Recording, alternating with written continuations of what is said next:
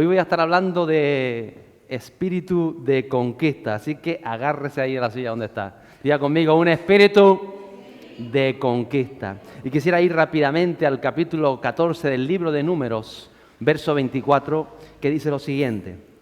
Pero a mi siervo Caleb, porque ha habido en él un espíritu distinto y me ha seguido plenamente, lo introduciré a la tierra donde entró y su descendencia tomará posesión de ella. Repito este verso. Pero a mi siervo Caleb, porque ha habido en él un espíritu distinto y me ha seguido plenamente, lo introduciré a la tierra donde entró y su descendencia tomará posesión de ella. Y es el Señor hablando a través de Moisés. La vida de Caleb, este hombre, es una inspiración para nuestra generación, especialmente para nuestra generación, porque se nos ha llamado, porque hablamos, porque anunciamos y porque profetizamos avivamiento. Y avivamiento es conquista, avivamiento es para personas valientes.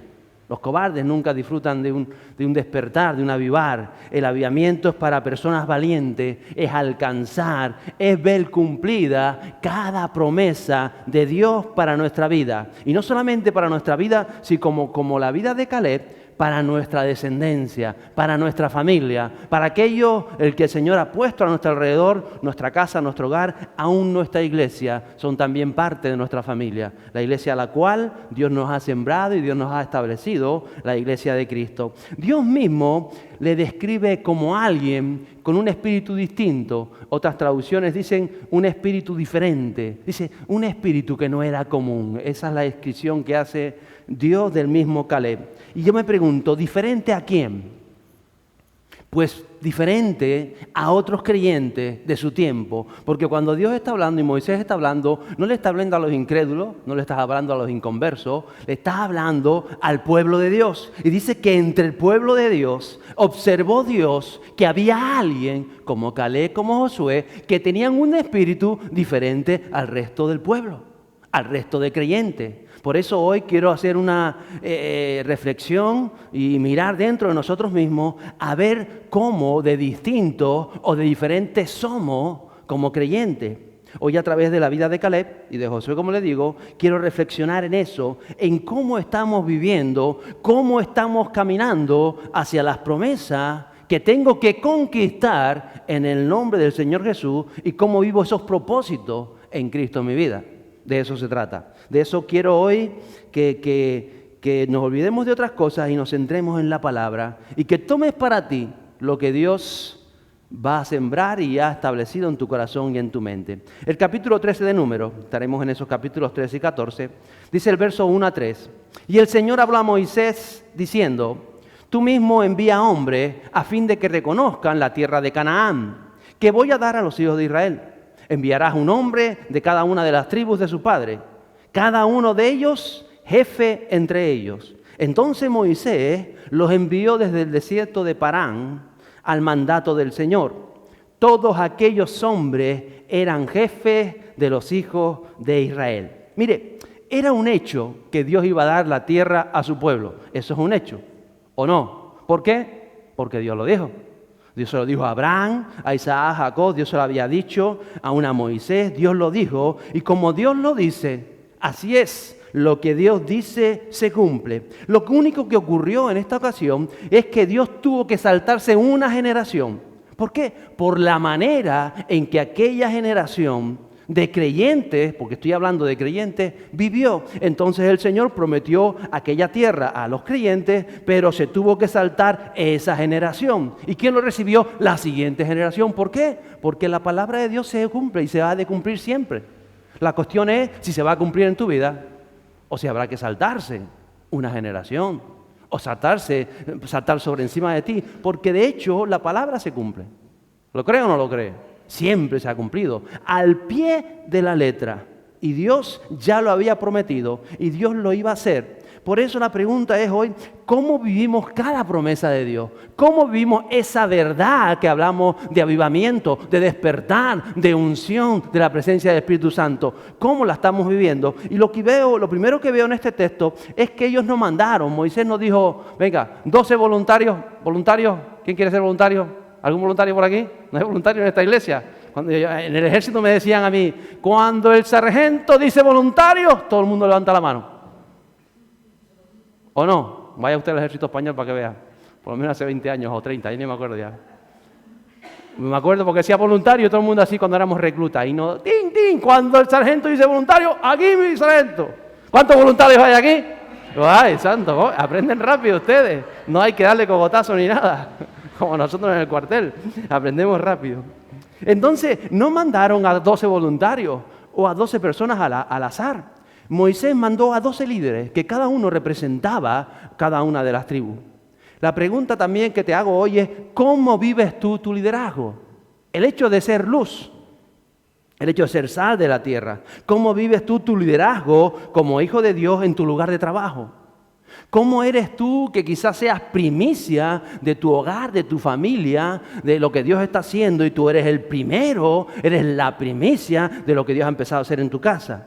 El liderazgo de tu propia vida, ¿cómo vives? ¿Cómo lideras tu tiempo? ¿Has tomado el control de tu tiempo? ¿Cómo lideras tus responsabilidades? ¿Tu finanza? ¿Has tomado el control de tu finanza? ¿Las estás liderando? ¿Tu alimentación? ¿Tu salud? ¿Cómo lideras tu alimentación? Ves por ahí todo y cada vez que te apetece algo, o eres líder de tu alimentación y dices, no, me apetece esto, pero no. ¿Cómo lideras las relaciones humanas? A veces tienes ganas de morder a alguien y dices, no lo voy a morder porque con estos dientes si lo muerdo le voy a arrancar el cogote. Mejor no lo muerdo. ¿Cómo lideras esas relaciones? ¿Cómo lideras tu vida espiritual?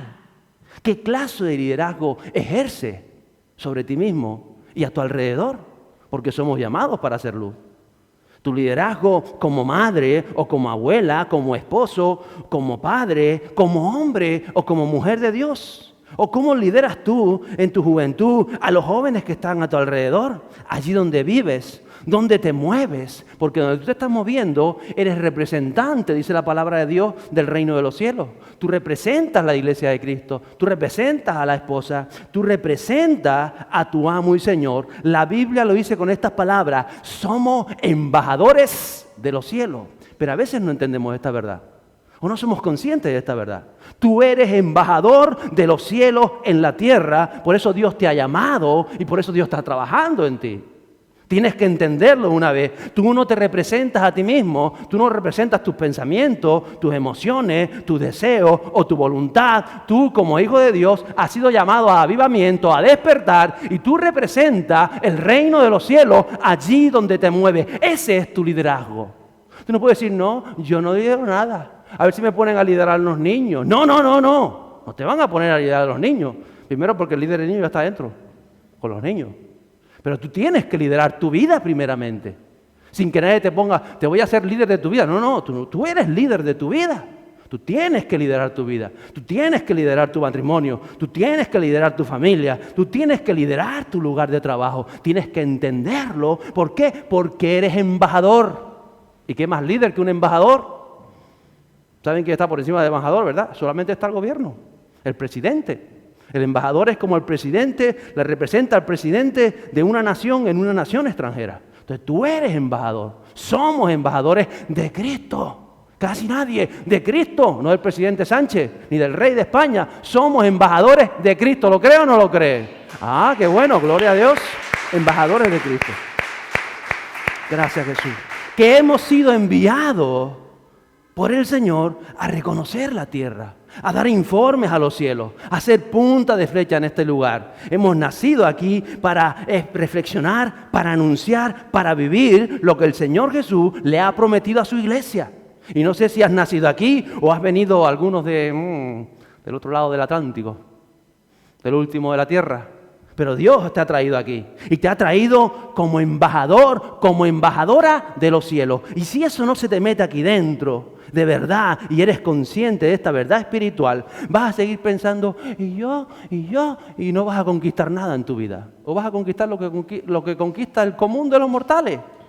Quizá un mejor coche, quizá una mejor casa, quizá un mejor sueldo, pero no vas a seguir a recibir esa llenura del Espíritu Santo, ese poder que viene de los cielos.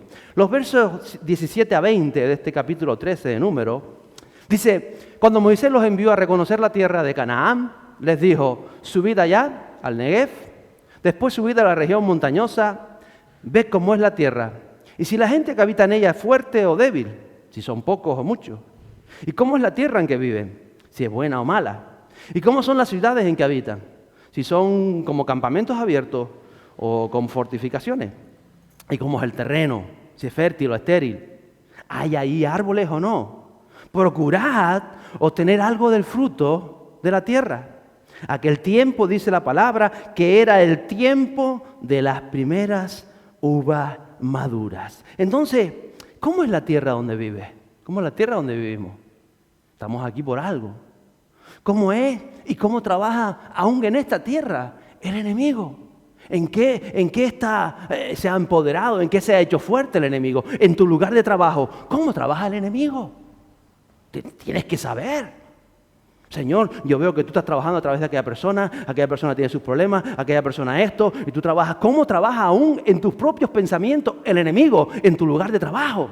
Eso es otra que tendrás que saber, tendrás que informar, tendrás que reflexionar, tendrás que hablar con el Espíritu Santo y saber cómo trabaja el enemigo, cómo trabaja aún sobre mí, cuáles son tus puntos débiles, que sabes que él se filtra y tú sabes, me estoy recibiendo, ya me conozco, ya sé por dónde me quiere pillar el enemigo, cómo me quiere desanimar o cómo me quiere hacer que mi fe decaiga o cómo quiere hundirme, ya lo conozco porque normalmente trabaja así toda la vida porque conoce tus errores o tus debilidades y en ellas tú te vas a tener que fortalecer. Y vas a tener que ser consciente, me está atacando por aquí otra vez, estoy sintiendo otra vez ese apego a mi tierra, a mi soledad, a mi pasado, cuando yo pensaba, ya sé, pues no está trabajando. Y entonces, hablaba yo hace las 2 semanas de cerrar puertas, ¿verdad? Pablo dice que cuando él llega a Atenas, él entra por la ciudad y se pone a observar la ciudad. El apóstol Pablo, Hechos capítulo 17, él va mirando la ciudad.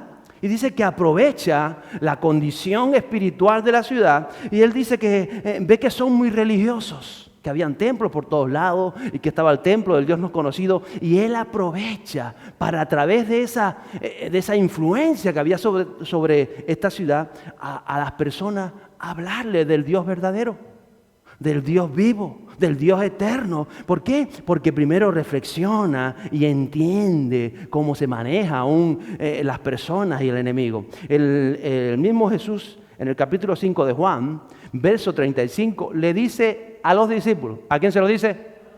A los discípulos. ¿No decís vosotros, todavía faltan 4 meses y después viene la siega?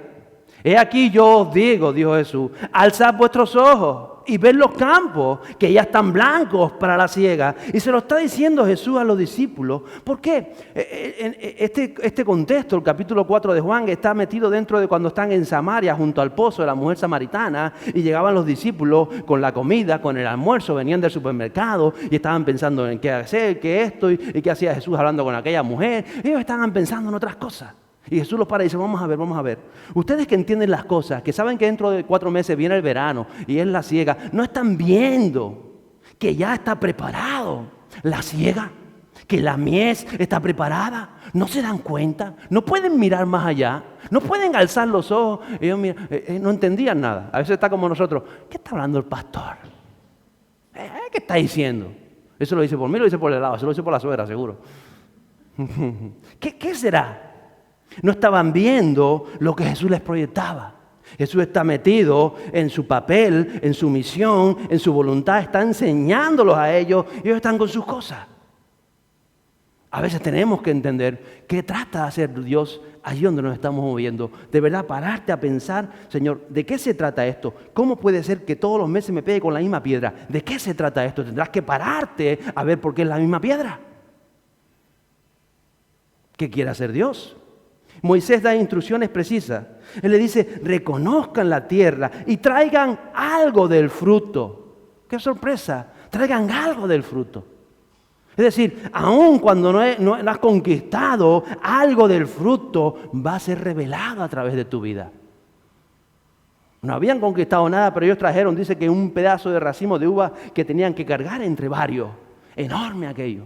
Y precisamente, qué casualidad, que cuando ellos los envía Moisés, estaban en el tiempo, dice que de las primeras uvas. Dentro de 2 semanas tenemos nosotros primicias. Es algo importante las primicias en la palabra de Dios. A veces no las entendemos en su escala espiritual, pero cuando Moisés manda a aquellos 12 informantes, ojeadores o espías, como los llaman, le dice, traigan algo, y ellos encuentran las primeras uvas y traen esas primicias delante de todo el pueblo. Por eso es importante presentar las primicias en el templo de Dios, delante de todo el pueblo. Trajeron aquella primicia de la tierra que iba a ser conquistada. ¿Por qué? ¿Y por qué uva? ¿Por qué no trajeron trigo? ¿Por qué no trajeron plátano canario? ¿Por qué no trajeron otra cosa?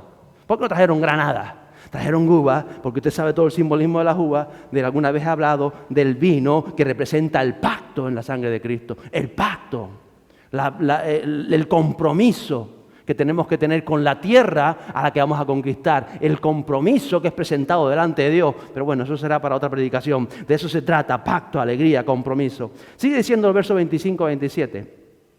Volvieron a reconocer la tierra al cabo de reconocer la tierra al cabo de 40 días. ¿Cuántos días estuvieron? 40 días. Y fueron y se presentaron a Moisés y a Aarón y a toda la congregación de los hijos de Israel en el desierto de Parán, en Cades, y les dieron un informe a ellos y a toda la congregación, y les enseñaron el fruto de la tierra, y le contaron a Moisés, y le dijeron, fuimos a la tierra donde nos enviaste, ciertamente, mana, leche y miel, y este es el fruto de ella, es decir, tal y como Dios lo había dicho. Tierra que fluye leche y miel. No quiere decir que los ríos fueran de leche, es una hipérbole de lo que está sucediendo, es decir, que una tierra muy fértil, que no había nada infértil en ella, que habían cosechas, que era hermoso, que estaba aquello, los ganados y todo estaba próspero. ¿Por qué? Porque Dios nos hizo nacer aquí, o vuelvo y te digo, o te trajo de los confines de la tierra con un propósito bueno. ¿Cómo es el propósito de Dios? Bueno, ¿cómo es? Bueno. Bueno, un propósito maravilloso. Te trajo para bendecirte, para hacer bendición, para que la tierra prospere a través de tu vida, para que las vidas alrededor de ti prosperen en la medida que tú prosperes, para que su reino, el reino de los cielos, se establezca en la tierra en la cual tú pisas. Para eso te trajo. Pero a veces nosotros estamos pensando en la musaraña y no estamos conscientes de la realidad porque hemos creído en el Señor. Porque Él nos ha llamado y ha pagado ese precio tan alto por nosotros. Por eso, la manera en que tú visualices la vida, si la ves como un todo en Cristo, y por eso vuelvo y repito, todo es espiritual, si tú la ves como un todo en Cristo, bajo la dirección de la palabra y del Espíritu Santo, va a haber un cambio en tu interior que transforma inevitablemente, aunque tú no quieras, se va a ser transformado todo alrededor de tu vida. Y a veces me pregunto, y hablaba con esto esta semana con alguien, ¿por qué alguien es bueno, por ejemplo, como un trabajador, pero después un desastre en la casa? ¿Conoces gente así? Mira, yo he trabajado con gente que eran, mira, en su trabajo, excelente, pero vamos. Ahora, a fin de mes, me presta 10 euros, pero si tú cobras más que yo, como administrador del dinero, un desastre. ¿Cómo es posible? Conoce gente que son unos padres que dices, tú da gusto verlo con el hijo, pero mejor no lo veas con la mujer, porque para la mujer es un diablo. ¿Cómo es posible? ¿Cómo a veces eres bueno en una cosa, excelente en algo y un desastre en los demás? ¿Cuántos creyentes vienen a la iglesia que tú les ves? Yo los veo entrar aquí con esto redondo aquí. Aquí no, eso es de otra iglesia. Y yo he ido a otra iglesia también, no se crean ustedes. Entonces están con aquí, pero después cuando salen son un desorden de vida. Que tú dices, ¿cómo es posible? Pero un desorden de vida. Y a veces yo digo, qué bueno, tú conoces a él. Sí, él viene. Que él va a esa iglesia. Si tú lo conocieras en el trabajo. Es un diablo. Digo, ¿cómo es posible? ¿Cómo es posible ¿De qué se trata eso? Porque yo creo, y a veces lo he dicho, que consideramos, nosotros a veces tenemos en nuestro interior, nuestra vida es como un círculo, pero lo dividimos en áreas. Y ciertamente hasta cierto punto hay áreas diferentes. En áreas, tenemos el área de la familia. Y a lo mejor aquí somos muy buenos.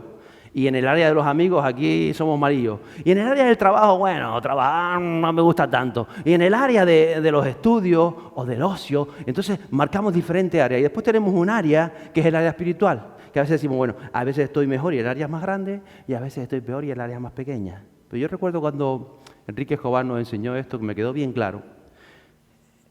el área espiritual no es un área en tu vida. Si tu vida es un círculo, por así decirlo, que tú no entiendas, el círculo completo es tu área espiritual. Y cada área dentro de ese círculo, la familia, el trabajo, el ocio, la finanza, la salud, las vacaciones, todo en tu vida está dentro del área espiritual. No es un área anexa. Y por eso a veces no entendemos el fluir y el cómo quiere el Espíritu Santo moverse. Es un conjunto. El Espíritu lo engloba todo. Todo tiene que ser lleno por el Espíritu Santo. Y desear que el Espíritu Santo te trate, porque Él es el conjunto de todas las cosas. No podemos dividir el área espiritual, el área de la iglesia, con el área laboral o con el área... No podemos. El Espíritu lo llena o trata de llenarlo todo. Y cuando hacemos esta distinción es cuando no estamos entendiendo el Evangelio. Y a veces estamos trabajando simplemente desde nuestra humanidad. Parcelamos esas áreas y trabajamos en cada una de ellas en plan filosofía o en plan psicología, que está interesante, o en algún plan, pero no lo englobamos en el área espiritual. Por eso muchas veces los discípulos no entendían, porque los discípulos hacían esa división dentro de ellos mismos. O yo lo entiendo así. Por eso cuando Jesús le dice, los campos están preparados para la siega, se miraba uno para otro y decía, ¿de qué está hablando? Si todavía quedan 4 meses para recoger el trigo. Yo no veo los campos, está empezando a salir el trigo ahora, porque no entendían de lo que hablaba Jesús. Mateo 9, 36 a 38. Dice que viendo las multitudes, Jesús tuvo compasión de ellas, porque estaban angustiadas y abatidas. Como ovejas que no tienen pastor. ¿Usted ve cómo está la gente viviendo hoy? ¿Cómo vive la gente hoy? Si usted observa como observa Jesús, usted hoy podría repetir exactamente esta misma frase. Viendo la gente de la calle, de los realejos, de por ahí, en la televisión, tienes que tener compasión de ellas. Porque están angustiadas, porque están abatidas, están como ovejas que no tienen pastor. Pero claro, como nosotros vamos a nuestro rollo y a otras cosas, a veces no vemos lo que Jesús nos está enseñando, lo que nos está mostrando. Dice el verso 37, entonces Jesús dijo a sus discípulos, ¿a quién? ¿A quién? ¿A quién? A sus discípulos. Dígalo, que es que yo no lo oigo bien, no es que me quede quedando sordo. La mies es mucha, pero los obreros... La mies es mucha y los obreros... Por tanto, dijo Jesús, por tanto le dice el Señor a los discípulos, por tanto le dijo Jesús a los discípulos, rogad al Señor de la mies que envíe obreros a su mies. ¿Cuándo fue la última vez que usted rogó por obreros a su mies? Cuando tú ruegas al Señor de la mies, es porque ves de verdad la sociedad donde estás viviendo. La estás viendo con los ojos de Jesús, la visualizas en Dios y dejas de poner tanto asunto a tus propias cosas para ver la mies. Los discípulos preocupados es que no trajimos pan, que no trajimos esto, que llegaremos y ahora y tal. ¿Y quién nos va a lavar los calzoncillos mañana? Porque estamos aquí en Samaria, a ver qué hacemos, pensando en sus cosas. Y allá estará mi suegra y el otro. ¿Y cuándo volvemos a Capernaum, Señor? Llevamos 4 días fuera de Capernaum. ¿Cuándo vamos a volver? Que yo no le dejé pescado a mi mujer para tantos días. Y estaban pensando en todas esas cosas. Y el Señor dice, despierten. Ustedes no ven la gente que están como sin pastor. Ustedes no ven que necesitan mies. Ustedes no ven que la mies necesita obreros. Pero ustedes no están viendo las cosas como son. Y ellos se miraban así como diciendo, encima nos echa la bulla a nosotros. Nosotros preocupados por nuestras cosas y encima... Porque Jesús nos trata de plasmar en nosotros, de meter en nosotros lo que se está viviendo en nuestra vida. Para que despertemos. Las personas, dice la mies, en otras palabras, Jesús está diciendo, las personas ya están preparadas para ser recolectadas. Y cuando tú pides obreros para la mies, porque tú eres consciente, cuando tú pides obreros para la mies y tú le dices al Señor, obreros para la mies, ¿a quién va a mandar el Señor? Al que está a tu lado, ¿no? ¿A quién? Diga a mí. Porque si yo tengo una carga y le pido al Señor, manda obreros, Señor, mira la necesidad, mira aquello, manda obreros, mira lo que estás viviendo en el trabajo, mira aquello, manda obreros. ¿A quién te va a mandar el Señor? ¡Ay! Te va a dar una palma y te se tira para adelante. ¿O no? Por eso hablo al liderazgo. Ay, el liderazgo es el que no... No, liderazgo no es el que nombra al líder. Liderazgo es aquel que ha recibido a Jesús en su corazón. Ya es líder. Sobre todo si lleva más de 3 meses en el Señor. Porque al principio hay que entenderlo desde este punto de vista. Entonces Jesús le dice a los discípulos, pidan obreros. Porque Jesús está intentando despertar a los discípulos. Dice, Padre, están pensando en los aguacates con gambas. Porque ahorita viene el almuerzo. Así que pidan obreros al Padre. Pídanle obreros al Padre. Porque sabe que el Padre los va a mandar a ellos. Amigo. Y entienden su llamado. La pregunta es, ¿tú has entendido tu llamado? ¿Por qué estás trabajando en ese lugar? ¿Por qué estás donde estás? ¿Tú has entendido tu llamado? Pero claro que va a haber oposición. Siempre ha habido oposición y siempre habrá oposición hasta que Jesús venga en su segunda venida. Hasta que Él regrese y se lleve a la iglesia, va a haber oposición y vamos a tener que luchar y ganar cada batalla. Por eso la palabra de Dios es para valientes, solo para valientes. Pero es que yo soy medio cobarde. Bueno, pues el Señor te trata y te habla y saca el valor de tu interior para que seas valiente. Porque los cobardes, los incrédulos, ¿dónde van? Al lago de azufre y fuego, dice la palabra del Señor.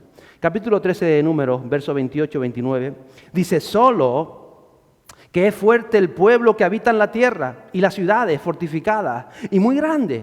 Y además vimos allí a los descendientes de Anac. Amalek habita en la tierra del Negev. Y los hititas, los jebuseos, los amorreos habitan en la región montañosa. Y los cananeos habitan junto al mar y a la ribera del Jordán. Entonces ellos empezaron a ver la gente. Es que ahí hay adivinos. Es que ahora pusieron otra carpa de los brujos que están en la autopista. Y aquel no me hace caso. Y ahora no sé cuánto. Y los otros no sé qué. Y ahora el género sexual. Y ahora y tal. Y ting y ping. Y empezamos a visualizar la realidad desde el punto de vista humano. Pero no entendemos la realidad que nos muestra el Señor. Nos dice que hay que luchar por lo que Dios nos prometió. Jesús luchó, fue una lucha constante. Jesús primero lucha contra la tentación, luego contra los religiosos, luego con la incredulidad de los propios discípulos. Fue una constante. Luego tiene que luchar Jesús contra su propia soledad. El verse traicionado, el verse en Getsemaní completamente solo. Él tiene que luchar contra eso. Ay, que solo me siento tan solo que me voy otra vez para el cielo. Porque de mí no se acuerda nadie, no me llama nadie me llama. Has caído en la astucia del enemigo. Y tú sabes que es así. Tú sabes por dónde te mete el enemigo. Porque te dejas caer otra vez en la misma. Pero no te has hecho fuerte ahí en ese tu punto débil. Si precisamente ha sido tu punto débil toda la vida, para que de una vez te fortalezcas en él y dices, ya él antes me atacaba con la soledad, pero ahora por ahí lo tengo yo cogido a él. ¿O no? De eso se trata. Él está ahí en Getsemaní, en una lucha donde se afirma su llamado. Y su llamado es hacer la voluntad del Padre Celestial. Ese es tu mismo llamado. Hacer la voluntad de Dios en tu vida por encima de nuestra propia voluntad. Vencer tu carne. Mire, tu carne, yo llevo años en esto, tu carne jamás va a tener ganas de levantarse a las 6 de la mañana a orar. Jamás en la vida. ¿O sí? Si alguno me dice, no, sí, pues mi carne se levanta tan contenta, digo, santo eres tú ya. Jamás. Y eso que se acostumbra a los 21 días, no se acostumbra a la carne nunca. La carne te dice un ratito más. Que después tienes tiempo. Un ratito más. Porque la carne es así. Es la carne. Nunca, nunca, nunca. La carne te dirá, vamos a orar, Damián, que hoy sí tengo ganas de orar. Vamos a buscar de Dios. No lo va a decir en la vida. La carne siempre te dirá, estoy cansado. Porque llevo 12 horas trabajando, estoy cansado. Pero es que aunque lleve 5, la carne te dirá, estoy cansado, no tengo ganas. Y aunque estés de vacaciones y lleve 40 días de vacaciones, la carne te va a decir, estoy cansado, no tengo ganas. Estás todo el día echado. Y cuando te levantas a la 10 de la noche, dices, estoy cansado de estar echado, no tengo ganas. ¿O no? ¿Son mentiras? Siempre la carne es ese enemigo a vencer cuando el enemigo Satanás ha sido vencido. Yo recuerdo, y hablaba con alguien esta semana, esto me vino porque esta semana estaba hablando con alguien, y decía, yo recuerdo a mi padre, imagino que el papá de alguno también, si tiene más de 40 años tiene que saber, o el abuelo de alguno, eso sí trabajaban. Mi padre se levantaba a las 6 de la mañana a levantar la mayoría de los hoteles del puerto en la época de los 60, cuando se estaban construyendo los hoteles, que cuando él trabajó siempre en construcción, que cuando él trabajaba, no habían amasadoras de esas que ahora, tocas un botón y amasa, te quedas tú mirando para la amasadora, como da vuelta y amasa la mezcla solo. Se amasaba a mano, con asada para tirar esas planchas, ¿o no? ¿Quién se acuerda de eso? Mari, si su casa se acuerda. Y ahora yo veo por ahí los anuncios del supermercado, un Hilti, un martillo eléctrico, por digo, chacho, un martillo eléctrico. Mi padre tenía que martillar sin ser y martillo, que no había martillos eléctricos ni nada de eso. ¿O no? La construcción era dura. Ahora decimos, no, sí es dura. Ahora, las bolsas de cemento de 25 kilos. En tiempo de mi padre eran de 50. Y para ahorrarse el viaje se cargaba una aquí y otra aquí. Vamos, para ahorrarnos un viaje. Para ahorrar tiempo. ¿O no? Y ahora dice, una de 25, vamos a coger entre los dos. Ay, qué cansado estoy. Me estoy herniado. ¿Por qué si levantaron entre 6 la bolsa de 25 kilos? No toca ni a 4 kilos a cada uno. Pues estamos reventados. Mire, y cuando terminaba su jornada laboral, iba a casa, nos recogía a nosotros, se comía el bocadillo, la merienda en el coche y tirábamos para la finca. Eso sí es trabajar de sol a sol, de lunes a domingo. Y menos mal que después creyó en el Señor y el domingo lo respetó para la casa de Dios. Menos mal. Porque si no nos revienta a nosotros también. De sol a sol. Yo nunca, jamás, se lo digo de verdad, nunca escuché a mi padre decir, estoy cansado.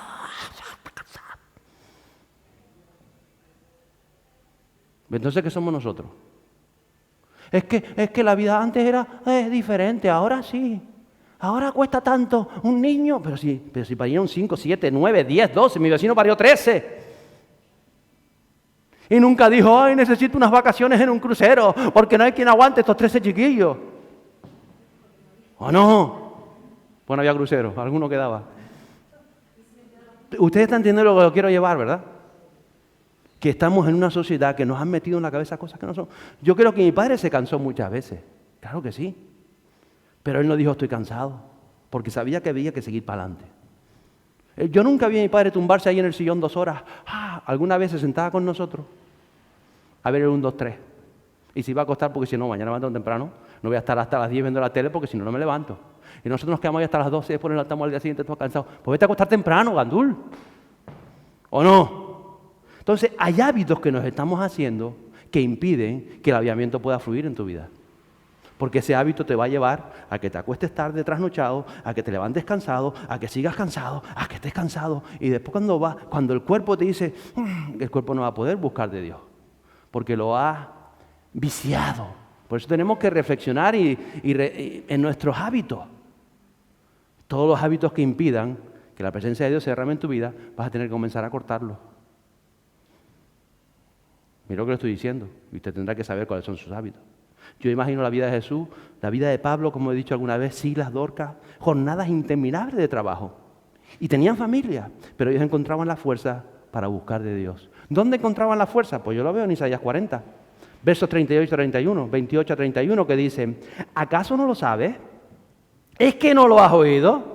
El Dios eterno, el Señor, el creador de los confines de la tierra, no se fatiga ni se cansa. Su entendimiento es inescrutable. Eso es Dios, que Él no se cansa ni se fatiga. Pero sigue diciendo el verso 29. Él da fuerza al fatigado. Al que no tiene fuerza, aumenta el vigor. Aún los adolescentes se fatigan y se cansan. Y los jóvenes a veces tropiezan y vacilan. Pero los que esperan en el Señor renovarán su fuerza. Se remontarán con alas como las águilas. Correrán y no se cansarán. Caminarán y no se fatigarán. ¿Lo dice la palabra o no lo dice? Ay, pastor, pero es que estoy cansado. Pues algo está fallando, amigo. Algo está fallando. Que no le digo yo que no haya que descansar, claro que hay que descansar, también la palabra nos habla del descanso, pero quizás, vuelvo y te digo, los hábitos que tienes no son sanos. Y no puedes decirle al Señor que te dé nueva fuerza cuando tú te quedas hasta las tantas trasnochando. No le digas al Señor, no, vete a acostar temprano. Si quieres levantarte temprano, a buscar de Dios. No le digas, no, Señor, no, tendrás que hacer tu parte para que el Señor haga la suya. Y como eso, tantas otras cosas. Entonces yo creo que necesitamos un cambio de mentalidad, una visión real de la vida, tal y como la presenta Jesús. Y un espíritu distinto al que rige la cristiandad. Pues le repito, necesitamos un cambio de mentalidad, una visión real de la vida, tal y como la presenta Jesús de Nazaret. Y un espíritu distinto al que rige la cristiandad. Si usted lo necesita, diga amén. Y si no, reflexione en ello. Amén, Señor. Y es la visión de Caleb.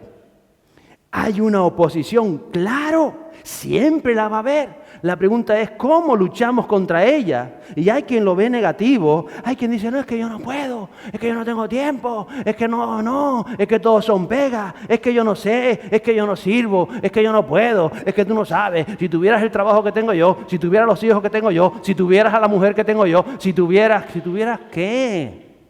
Todo eso está en la palabra de Dios. Ahí lo que nos habla es de dos tipos de espíritu. El espíritu de la mayoría, de los 10, y el espíritu de la minoría, de Josué y de Caleb. Mire el espíritu de la mayoría, versos 32 y 33. Pero los hombres que habían subido con él dijeron, no podemos. ¿Qué dijeron? ¿Qué dijeron? No podemos. ¿Qué dijeron? No podemos. No podemos subir contra este pueblo, porque es más fuerte que nosotros. Y dieron un mal informe a los hijos de Israel de la tierra que habían reconocido, diciendo, la tierra por la que hemos ido para reconocerla es una tierra que devora a sus habitantes, se los comen. Y toda la gente que vivimos en ella, que vive en ella, son hombres de gran estatura. Vimos allí también a los gigantes, ¡uy, qué miedo! Los hijos de Aná son parte de la raza de los gigantes. Y a nosotros nos pareció, quédese con esta palabra, a nosotros nos pareció que éramos como langostas. Y así parecíamos ante sus ojos. Nosotros no podemos. Nosotros somos un fisco. Yo solo donde voy. Yo solo. ¿Se lo ha escuchado alguna vez? No lo repita más. Ay, no puedo. Y siempre pensando en lo que nos parece. Pues a mí me parece que eso no es así. Pues a mí me parece porque yo siento, porque yo creo, porque usted no tiene ni que sentir, ni que creer, ni que nada fuera de la palabra de Dios. Usted tiene que creerle a Jesús. Por eso es el espíritu diferente, el espíritu distinto, es el que cree a Dios y actúa en consecuencia de esa fe. Ese es el espíritu de Josué y de Caleb. Luego el verso 14 ya empieza el pueblo a quejarse, el pueblo se desanima y quiere cambiar el plan de Dios. Números 14, verso 4, dice, y se decían unos a otros, nombremos un jefe y volvamos a Egipto. Porque a veces parece más fácil volver a Egipto. En realidad es más fácil el mundo. Siempre el mundo será más fácil. Por eso Jesús dijo, el camino es angosto y la puerta es estrecha y no todos entran. Por eso, es claro, es más fácil volver al mundo. Es fácil seguir la corriente que nos rodea. Es fácil que nuestros pasos y nuestras decisiones diarias, que nuestra manera de ver la vida, de afrontar las dificultades, la oposición, porque al final se trata de eso, como yo enfrento la vida, me va a mostrar a mí si estoy caminando hacia Egipto, si estoy dando vueltas en el desierto o si estoy avanzando en las promesas que Dios tiene para mi vida. Solo hay 3 rumbos. Uno puede volver a Egipto, uno puede dar vueltas en el desierto o uno puede avanzar hacia las promesas de Dios. No hay más. Y tú hoy vas a tener que reflexionar en tu vida el día de hoy o esta noche cuando reflexiones este mensaje y vas a pensar si estás volviendo a Egipto, si estás caminando hacia Egipto, si estás dando vueltas en el desierto o si estás avanzando en pro de la tierra prometida y de las promesas de Dios. Tú tendrás que saberlo en tu vida. Las promesas que Dios te ha dado para ti, lo que tú has entendido del mensaje del cielo. José y Caleb dan las claves sobre las que podemos reflexionar en nuestras vidas. Versos 6 a 9 del capítulo 14. Y Josué, hijo de Nun, y Caleb, hijo de Jefone, que eran de los que habían reconocido la tierra, rasgaron sus vestidos y hablaron a toda la congregación de los hijos de Israel diciendo: la tierra por la que pasamos para reconocerla es una tierra buena en gran manera, es una tierra llena de bendición, es una tierra de revelación, es una tierra de unción, es una tierra maravillosa esa tierra. Dice, si el Señor se agrada de nosotros, si el Señor se agrada de tu vida, si el Señor se agrada, nos llevará a esa tierra y nos la dará. Es una tierra que emana leche y miel. Él te va a proveer, Él te va a prosperar, Él te va a bendecir. Él lo quiere hacer si se agrada en nuestra vida. Verso 9, solo, dice Josué y Caleb, solo que no os rebeléis contra el Señor, ni tengáis miedo de la gente de la tierra, pues serán presa nuestra. Su protección les ha sido quitada y el Señor está con nosotros. No les tengan miedo, el Señor está con nosotros, el Señor está con nosotros. Gloria, santo.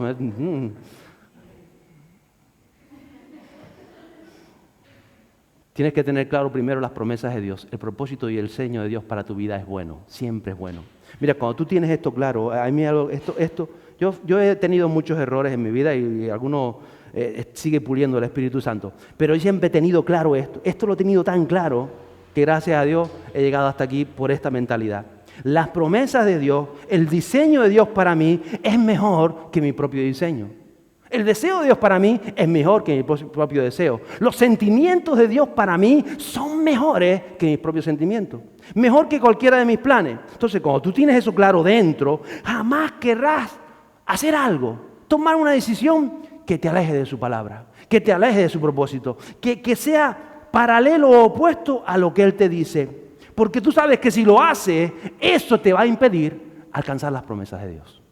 Entonces, cuando tú tienes esto claro, ya vas con pies de plomo, vas con un séptimo sentido, porque hasta el sexto se queda corto.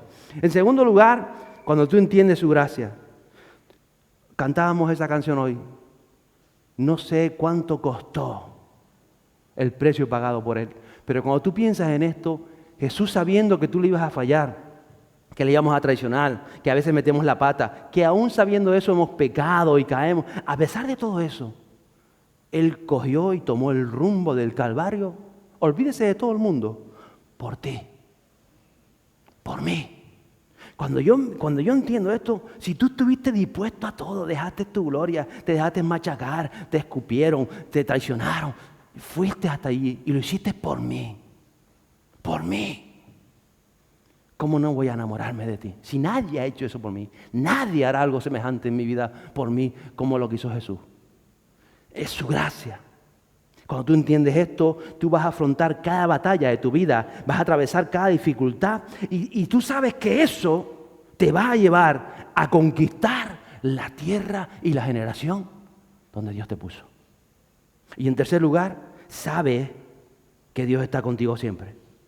Y eso hace que enfrentes tus miedos, porque a veces hay dudas, a veces hay temores, a veces hay miedos que vienen, pero vas a tener que enfrentarlo y vas a tener que vencerlo.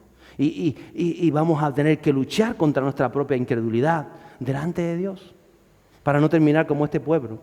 Y la verdad es que Dios perdonó a aquel pueblo como nos perdona a nosotros. Dice el verso 20, entonces el Señor dijo, los he perdonado según tu palabra, Moisés. Pero dice el verso 23, pero no verán la tierra que juré a sus padres, ni la verá ninguno de los que me desdeñaron. Es decir, yo quiero ver las promesas de Dios para mi vida. ¿Usted quiere ver las promesas de Dios para su vida? Yo quiero ver las promesas de Dios para mi vida. Yo quiero conquistar cada sueño, pero voy a tener que luchar, voy a tener que batallar, voy a tener que creer, voy a tener que decirle no a la carne, sí al Espíritu, y el Espíritu tiene que englobar mi vida, y voy a tener que luchar en su nombre cada batalla, y para poder vivir todo lo que Cristo me prometió. No solo la salvación. Mire, al final Dios dice, les perdono, porque les perdono, porque soy Dios misericordioso, y son mi pueblo, yo les perdono. Pero estos no van a conquistar la tierra. Estos no van a poner un pie de nuevo en la tierra prometida. Y Dios es paciente, ¿o no? Yo espero a la siguiente generación. Él esperó, no pasa nada, si Dios no tiene prisa. La pregunta es, ¿no vamos a disfrutar de las promesas de Dios? Por nuestra incredulidad muchas veces. Tenemos que reflexionar en todas estas cosas. Dice el verso 24, que fue con el que empecé. Pero a mi siervo Caleb, Me acompaña mi esposa por aquí. Pero a mi siervo Caleb, porque ha habido en él un espíritu distinto y me ha seguido plenamente. Lo introduciré a la tierra donde entró y su descendencia tomará posesión de ella. Padre Santo, gracias por nuestra descendencia. Un espíritu diferente, un espíritu distinto, una visión de reino, seguirle plenamente. Y a eso es lo que estamos enfocándonos esta semana.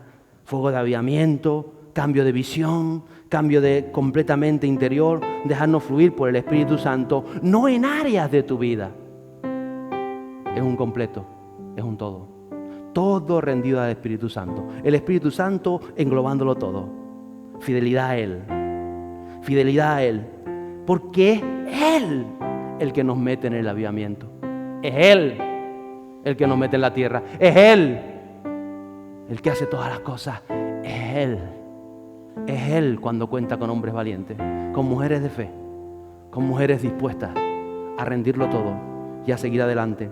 Quisiera acabar hoy con el capítulo 1 de Deuteronomio, verso 36, que dice, excepto Caleb, hijo de Jefoné, él la verá, y a él y a sus hijos daré la tierra que ha pisado. Pise, usted pise y crea, pues él ha seguido fielmente al Señor. Excepto Caleb, hijo de Jefoné, él la verá, y a él y a sus hijos daré la tierra que ha pisado, pues él ha seguido fielmente al Señor.